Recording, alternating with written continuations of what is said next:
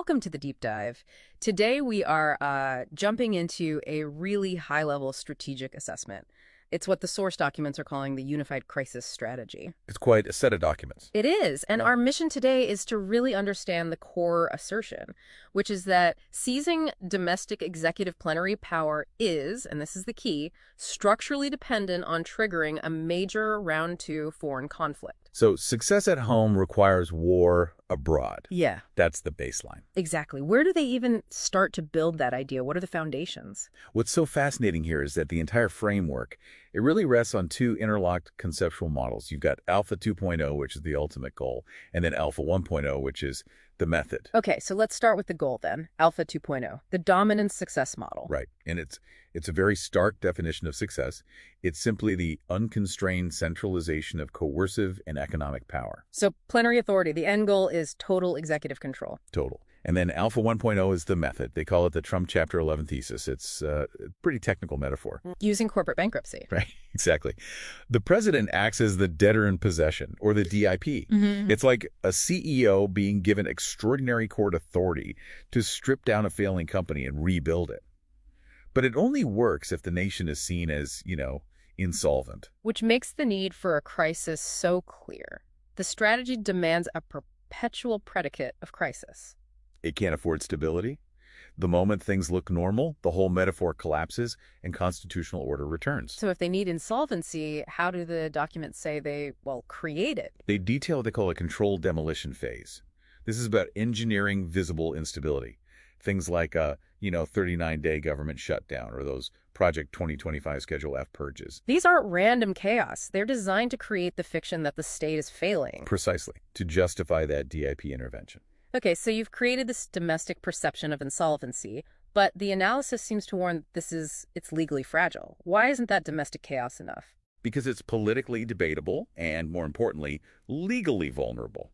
If the executive loses key court battles over emergency powers, say on IEPA or SNAP-P, the whole insolvency narrative just evaporates instantly. The courts could just say, no, you're not insolvent, you don't get these powers. And that's where the numbers come in. They're very specific. The Domestic Crisis Score, or SV, is rated at a very high 8.25.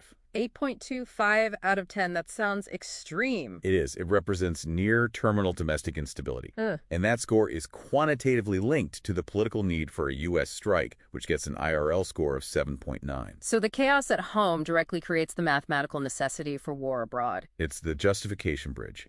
Round 2 becomes the unassailable justification. But hold on, the judiciary has pushed back on executive overreach before. Why are they so certain this justification bridge will actually hold? Because historically, courts give enormous deference to a wartime president. Yeah. National security, foreign policy, those tend to override domestic legal challenges. The war is seen as the override code. And that domestic chaos, the 8.25 score, it serves another purpose too, doesn't it? Yes, it's the permissive amplifier. It's meant to signal to external actors that the U.S. is vulnerable, maybe even ripe for provocation. Which brings us to what might be the most chilling part of this. I think so. The Israeli strike score, or ISL, is rated at a maximum 10.0. 10? What does that designation mean? It means imminent certain.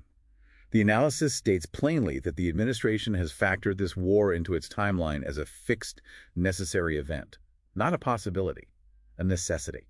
So for you listening, what this all means is that we shouldn't see domestic turmoil and a foreign crisis as separate issues. The source document presents them as one interdependent lever.